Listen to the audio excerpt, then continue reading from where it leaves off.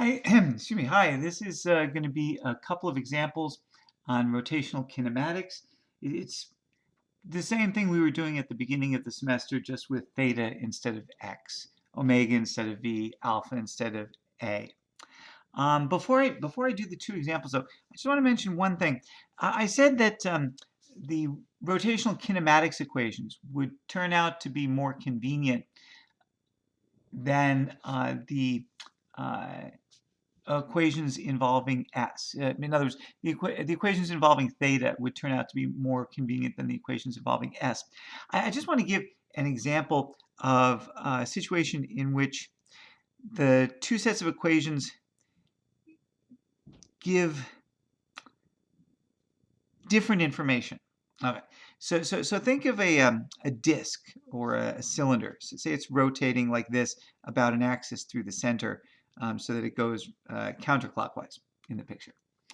And say you're looking at this being the angle theta equals 0. And so at some time, you have 2 points at theta equals 0. This first point is at R1. So this distance from the center to the first point is R1. And the second point is at R2. At a later time, the disk has rotated so that the points are now along this direction. Here's the first point at R1 from the center, and here's the second point at R2 from the center. Now, if you look at the distance traveled, the value of s, then if this is the angle, let's call it theta in here, then the distance traveled by point 1 is going to be R1 times theta. So it's this length, this arc length. The distance traveled by point 2 is going to be R2 times theta, which is this second arc length. So this R2 times theta is going to be greater than the R1 times theta. So point 2 has traveled a greater distance, a greater arc length than point 1. But they've both rotated together to the same new angle. And as the object, as the disk rotates as a unit, it's a crucial feature of the situation that the points 1 and 2 rotate together to the new angle. They're always at the same value of theta, no matter how long you watch the thing rotate. Whereas the distance traveled is going to keep the two distances traveled will keep getting more and more dissimilar. In other words, the difference between S2 and S1 will keep getting bigger and bigger as the rotation continues. So an essential feature of the motion, namely that points 1 and 2 remain the same distance from one another, remain along the same direction, and hence the same distance from one another, is going to be obscured if you look just at the arc length, at the distance traveled, instead of the angle traveled. So the fact that the angular position of 1 is the same as the angular position of 2, which we're calling theta, that's an essential feature of the motion that's going to be obscured if you talk about just distance traveled, or position as in terms of a length instead of position as an angle. So yeah, in order to capture an essential feature of this motion in an obvious way, using the angular coordinate is better than using the arc length coordinate. So just an example of why we do this. But ultimately, we're doing everything we're doing is for the purpose of serving our interests, right? Um, uh, Building better technology, understanding our world just for the uh, pure enjoyment of it, and various other things. And we're doing that by whatever method is most convenient. You know, we're doing that by finding new equations, by uh, isolating particular effects from others so as to simplify the picture we're looking at, and anything else that can help us understand the world better, we do. And one of the things that can do that is using this angular coordinate, because it makes an essential feature obvious, that the points 1 and 2 remain at the same distance from one another throughout the motion, a point obscured in the arc length coordinate. Okay, so let me write out an example. I'll pause for a moment. Here's the example. A propeller slows with constant angular acceleration from 20 revolutions per second to rest in 30 revolutions. What is its angular acceleration in MKS or SI units, meters, kilograms, seconds, or Système International units? So we're looking for the angular acceleration. Remember that angular acceleration is change in angular velocity per change in time. That's the average angular acceleration, or the instantaneous angular acceleration if you make delta t small. The angular velocity is a change in angle per change in time. So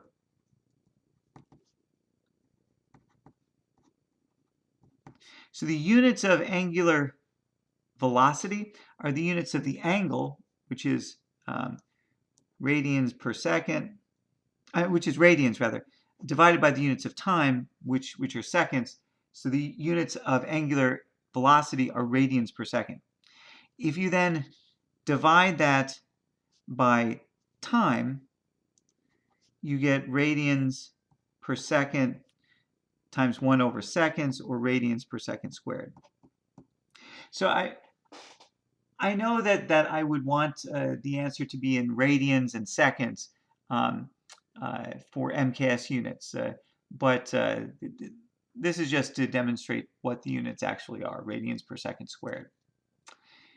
And so I'm looking at this problem, and I want to, I know that I'm going to use one or more of the rotational kinematics equations, because it says that it has constant acceleration, constant angular acceleration, and it gives me an angular velocity, and the 30 revolutions, do you know what that is? It's a change in the angle, right? Because a revolution corresponds to 2 pi, so we can figure out a change in the angle. So it gives me an initial angular velocity, because it slows down from this to rest. So the final angular velocity is 0, because it slows to rest. So I know an initial, I can write it down even. I know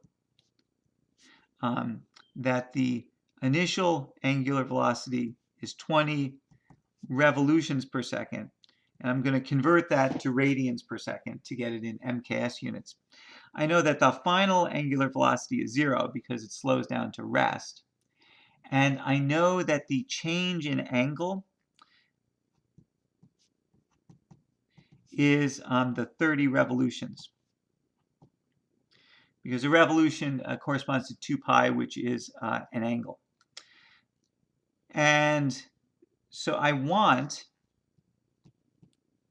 the angular acceleration, which is constant because it says that the angular acceleration is constant. So because I have constant angular acceleration and I'm relating it to angular velocities and change in angular position. I know I want one or more of the angular kinematics equations, so I'm going to write them down.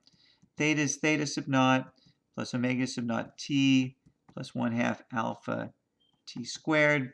Omega is omega sub naught plus alpha t, and omega squared is omega sub naught squared plus 2 alpha theta minus theta sub naught.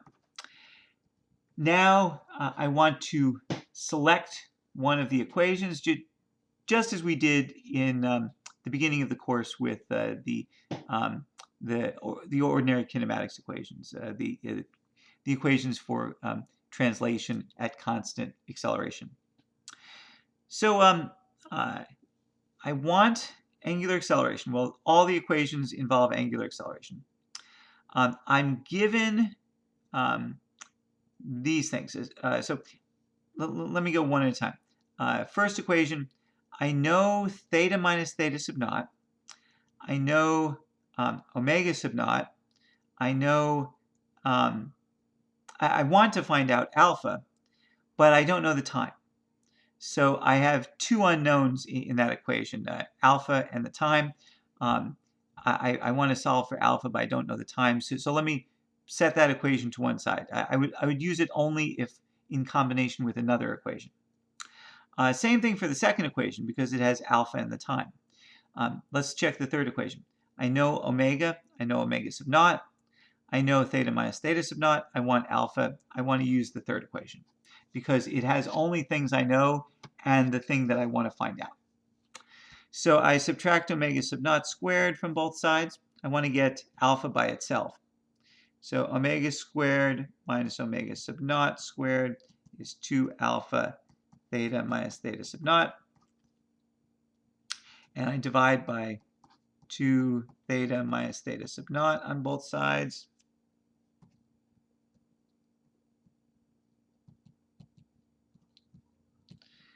And I get the 2 theta minus theta sub naught cancels, and I get alpha is omega squared minus omega sub naught squared over 2 theta minus theta sub naught.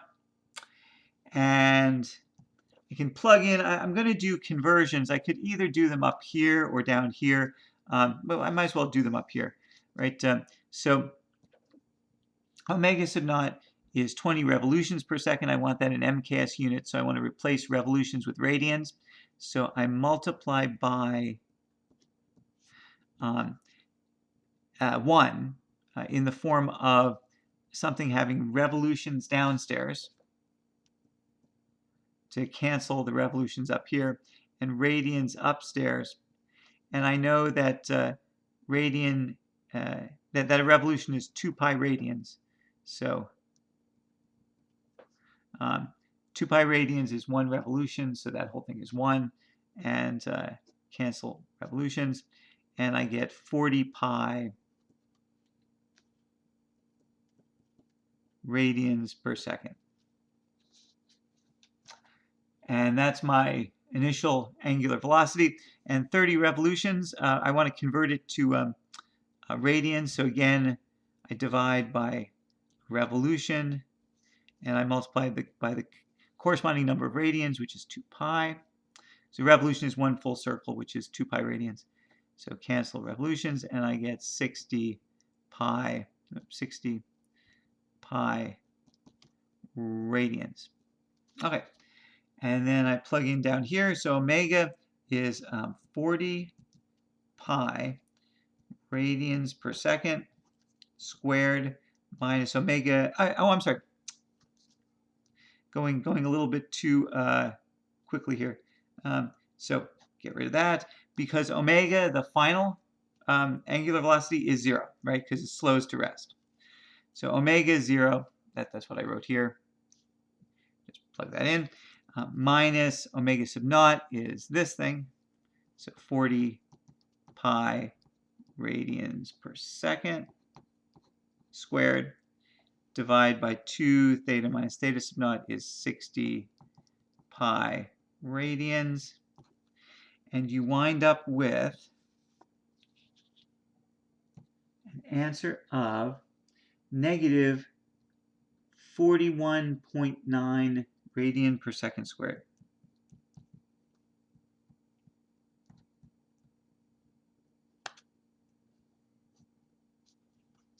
And let me just check that that's reasonable. So first of all, just check my work here. So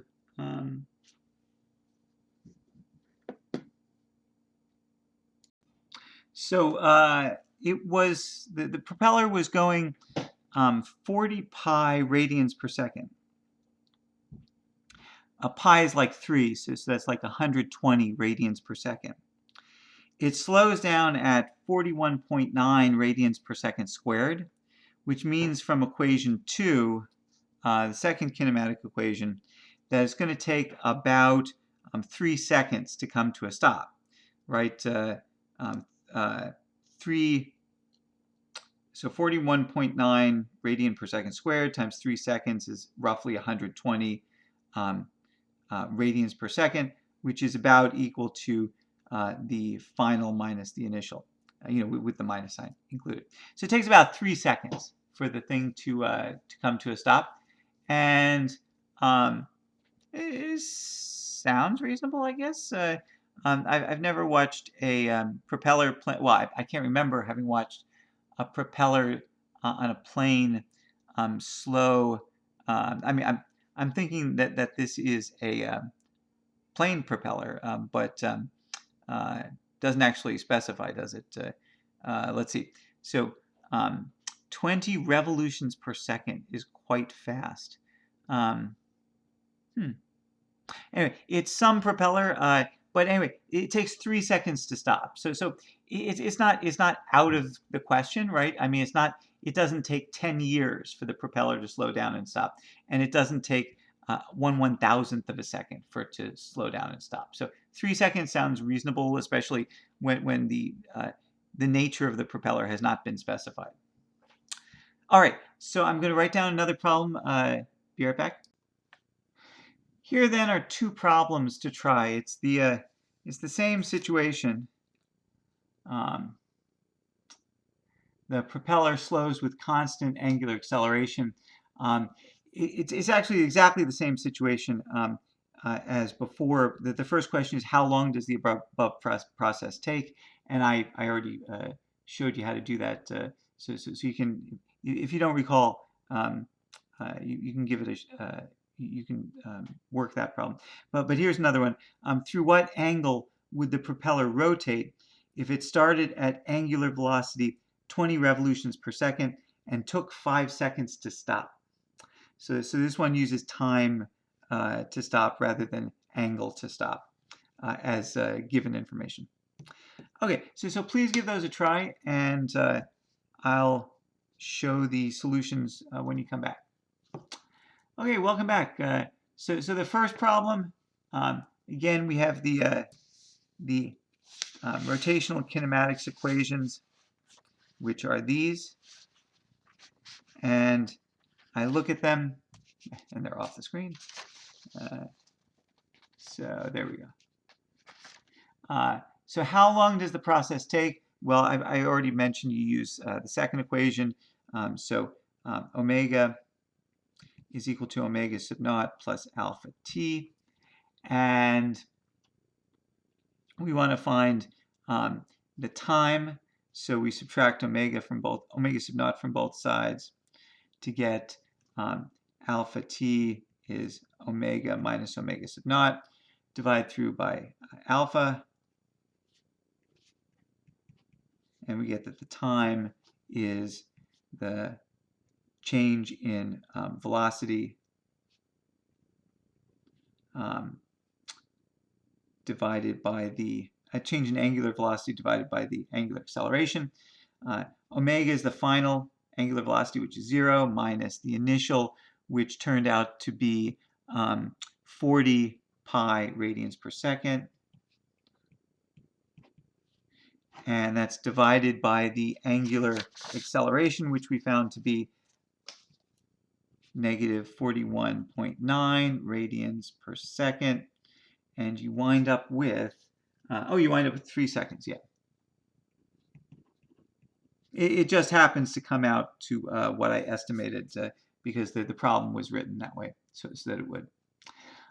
So that's how long the um, propeller took to stop, having started at 20 revolutions per second and slowed down with this angular acceleration, 41.9 radians per second squared, with a minus to indicate the direction. It's against the angular velocity. The next one, through what angle would the propeller rotate if it started at angular velocity 20 revolutions per second and took 5 seconds to stop? Well, it's review of the kind of thing we did at the beginning of the course. So remember the rotational kinematics equations. Theta is theta sub naught plus omega sub naught t plus 1/2 alpha t squared. Omega is omega sub naught plus alpha t, and omega squared is omega sub naught squared plus 2 alpha theta minus theta sub naught. And so we're given the initial angular velocity, 20 revolutions per second, and the final, which is 0 because it stops, and we're given the time. So I look at the equations, and the first equation has angular displacement. It also has angular acceleration. I don't know either of those, so I can't start with the first one because I lack 2 pieces of information in there. The second one has the time, and it has the initial and final angular velocities, and it has the angular acceleration. So I can use the second one to calculate the angular acceleration. But what I want is the angle through which it rotates. The third one has things I know, final and initial angular velocity, and it has what I want, which is the change in angle, but it also has the angular acceleration, which I don't yet know. So what I can do is I can start with this equation, which will give me the angular acceleration, and then I can plug that into either of the other 2 equations to find the angle that it rotated through. So I'll do that. I'll say omega is omega sub naught plus alpha t. I want to solve for alpha. So subtract omega sub naught. You get alpha t is omega minus omega sub naught divided by t. And I get alpha is omega minus omega sub naught over t, which is the final angular velocity is 0 because it stops, minus the initial, which was the 20 revolutions per second, which we converted already to radians per second by multiplying by 2 pi radians over 1 revolution. And that's divided by the 5 seconds. And that's going to come out to 40 pi, so minus 40 pi radians per second divided by 5. So it's going to be minus 8 pi radians per second squared. Right, radians per second divided by seconds is radians per second squared. And notice that it's bad form to leave pi in there unevaluated because that's claiming, actually it's not so bad because I'm saying that this, I know it's only 3 sig figs. So it's, yeah, this is actually all right because I know the number of sig figs from the 8.00. I'm not claiming infinite precision. Anyway, take this and then plug it into either of the other equations to find theta minus theta sub naught. I'll plug into the first since I've used the third already. So if I subtract theta sub naught from both sides, I get theta minus theta sub naught is omega sub naught t plus 1/2 alpha t squared, which is equal to omega sub naught is the 40 pi radians per second So it is 40 pi radians per second times the time, which is 5 seconds, minus, plus 1/2 times the angular acceleration, which is -8 pi radians per second squared, times the time squared, which is 5 seconds squared. And so I'll calculate that and be right back. Actually, you don't need a calculator for this one, right? It's 200 pi minus 4 times 25 pi, which is 100 pi. So it's 100 pi, which is 314 radians. Right, because seconds cancel, and the second squared cancel here, so you get radians. And this is minus 4 times 25 is minus 100 plus 200 pi radians. So 100 pi radians, which is 314 radians. Good. All right. So yeah, two examples. Or I guess three parts of a problem that concern the rotational kinematics equations, these three, which again, hopefully that demonstrates that they're used in exactly the same way as the equations at the beginning of the semester when we were doing linear motion rather than rotational, rather than motion in a circle. So thanks for your time, and I hope you have a good rest of the day.